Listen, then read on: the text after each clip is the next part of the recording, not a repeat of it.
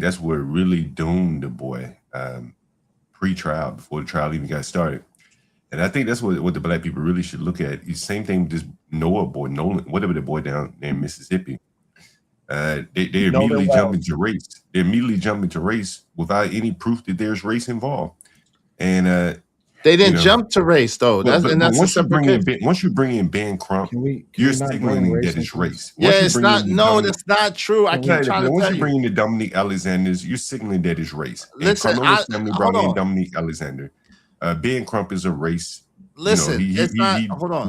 Listen. You keep. Hold on. You keep espousing that, right? But just because you keep espousing that does not make it true. I showed you that Ben Crump happens to have some high-profile cases that include race, but Ben Crump is a mass tort attorney, a civil attorney. So because he has worked on some high-profile cases and got some pretty big returns as far as race or whatever, that's not all that he does. So we gotta keep it pushing on that. So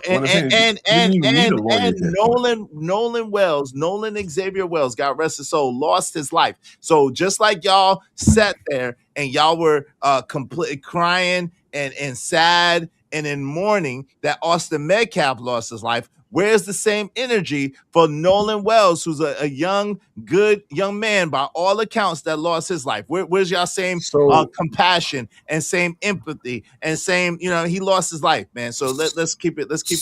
Have you read what the reports is coming out about Nolan Wells? Which I'm trying to keep it brief because I got to go in like 6 minutes. So they reporting that his death was not can I say the H word, HSI? You know what I'm talking about? Yeah. Okay. They saying that his death wasn't ruled as homicidal. They didn't. What did they say it was, Sil? Wait, hold on. They haven't declared it definitively yet. But the autopsy is over by now, right? No, but they haven't declared it yet. They haven't posted his autopsy. What did they? Hold on. If y'all ain't gonna do a real research on that. Go ahead, Seth. So really quick, I haven't, because I was gonna do a video about it, but y'all know how I am. I hold a very key, strict bias when it comes to cases. Period. I always tell everybody, wait until more evidence comes out. Like I told everybody about this Karmelo case, wait until more evidence come out, or just wait until the trial starts. When we start drawing distinctions and making up narratives and conclusions, then we start adding things that don't need to be there. Which, John, I appreciate what you said, but at the same time, if we don't make this about race, we don't have to make other arguments. You see what I'm saying? If we could just stick to the law. Right. And even in the Nolan Wells case, I haven't seen any reports that there was any foul play whatsoever. Yeah, they haven't completed their investigation yet, though. That's why I'm not speaking. I seen you tag me in the stream yesterday, but I apologize, bro. I'm in two classes. No, it's good. It's good. But my thing for y'all was about that. You, Anton, this Nigma down here, John Galt, and Angerman was. I have, y'all know me. I'm gonna say what I believe, right? Yeah. The issue that I have with a lot of y'all stances is it seems to be a disparity between, like I was just saying, the amount of remorse, empathy, and compassion that y'all have for this white young man that lost his life versus this other young man that lost his life as well. And so I'm just saying, where is the compassion, the empathy, the cry out for, damn, man, I'm sorry that this kid lost his life. This is a senseless thing.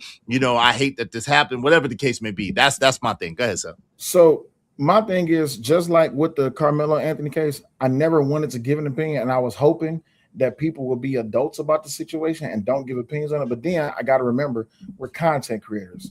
To create content, we're going to give our opinion about it, right? Right. We have to almost, right. Yes, but my stance on the Karmelo thing from the beginning was, and this is, I'm not going to say this is how it started, but this is how it started for me. When I gave my opinion last year, when this first happened, everybody was like, oh, I know Sale about to cook. I said, no, actually, I'm about to wait. I'm waiting for all this to happen.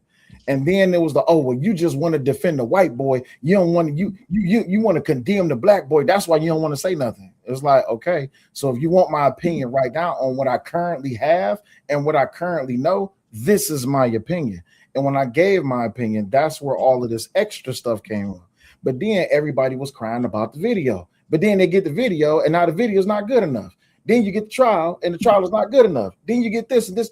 When will enough ever be good enough? So as far as Nolan Wells goes, I don't like the fact that the boy lost his life. I do have sympathy for him because he lost his life. But there needs to be more investigation into it. Just like with this whole thing about Karmelo. I would have actually been quiet about Karmelo had everybody not been charging me up and saying that I hate my own race because I'm looking at the letter of the law. But then when people say that, oh, well, you just don't like yourself. Oh, okay, well, then let me tell you how I really feel, right? Because now if you're going to position me to be a contrarian, I'm going to be a contrarian, but I'm going to tell the truth. And like I said, look in the private chat.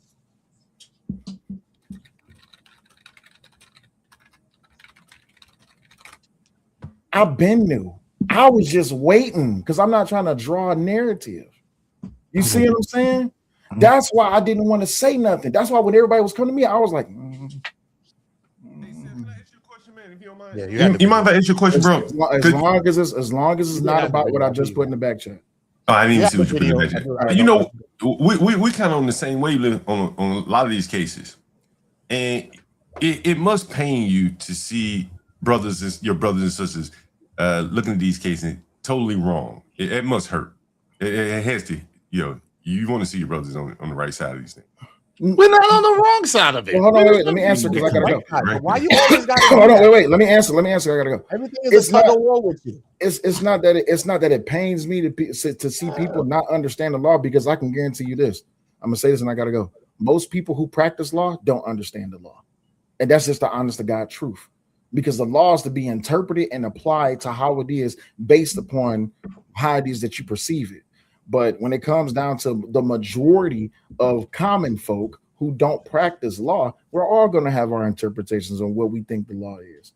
It's just that we hope that when both people walk out of that courtroom, and us as the public, we hope that there was some type of justice served. You're never going to be comfortable about what happened. But I appreciate y'all. I got to get to my other class, man. I'll holler at y'all. Sorry. Appreciate you coming through. Salute. Hey, listen, y'all, if y'all want your comments highlighted red, do so through the super chat, through the Cash App. I support the show. Yo, Willie, did you have something that you wanted to add, bro? Because I think you was trying to add, and I kind of let